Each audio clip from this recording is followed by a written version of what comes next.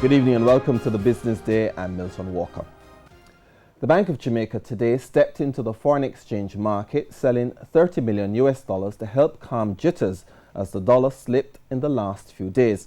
The dollar lost more than 3% over the first 9 trading days of July, leading the opposition spokesman on finance, Mark Golding, to call for the intervention.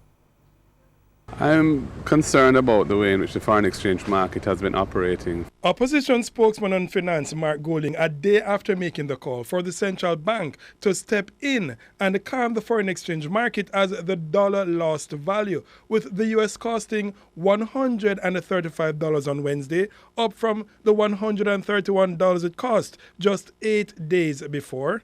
We've had several episodes of volatility in this exchange rate.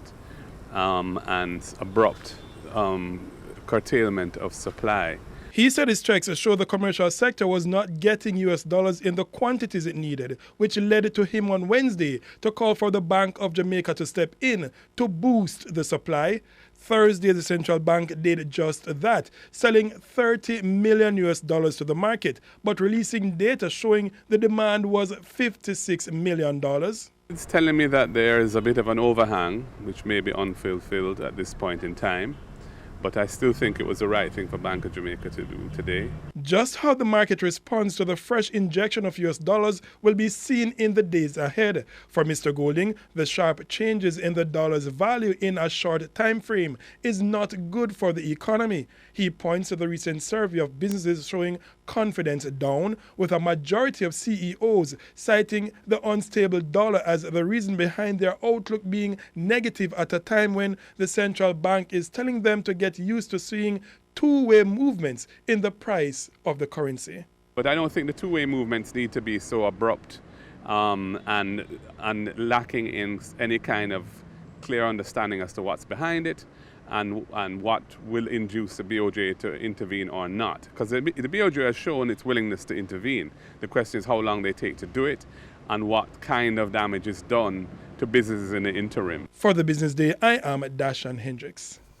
And currency trading ended today with the US dollar selling for $136.33. The Canadian dollar cost $103.78. The pound sterling is going for $170.60, while the euro sold for an average of $153.08.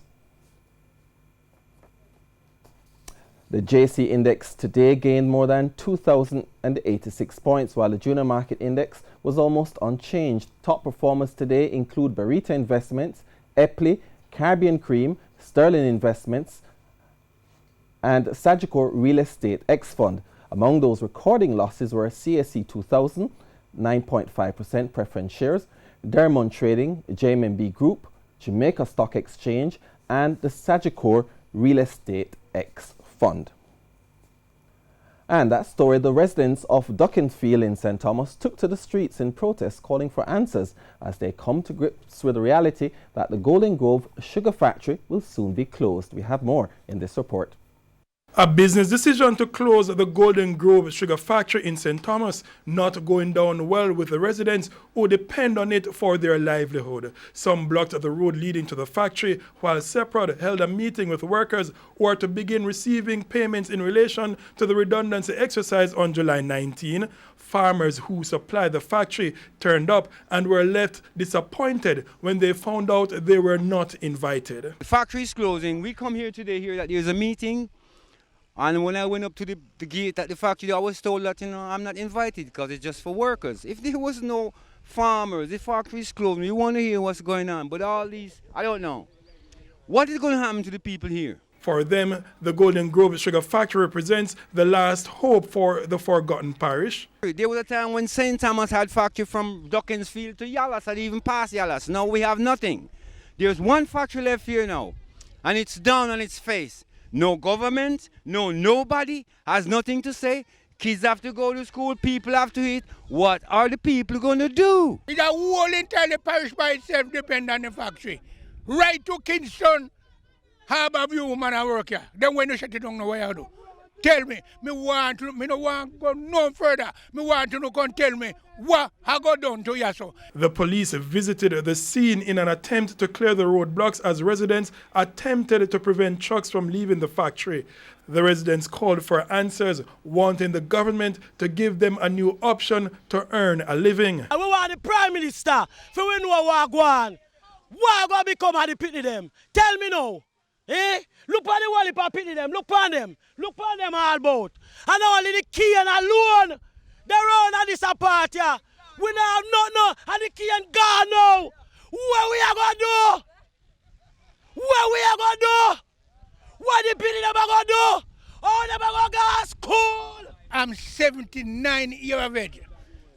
I'm here from Engineer Jockey and come here. Now listen me. If the government consider Eastern St. Thomas, think about Dalby School, Duckensfield School, Antoncourt School, Barking Lodge, Happy Grove, and Mitial, Bath, Roland Field, Port Morant, Morant Bay, St. Thomas Technical High School depend on sugar alone. Tell me something. Come and tell me what you are going to put in space for the children them. Not for me because me soon dead then. We are suffering around here. Hungry and kill we around here. We hungry. We want food for it. Separate says that the factory has continued to suffer significant losses since the company acquired a majority stake in 2009. Dashan Hendricks, TVJ News. And that's the business day. I'm Milton Walker. Have a very good evening.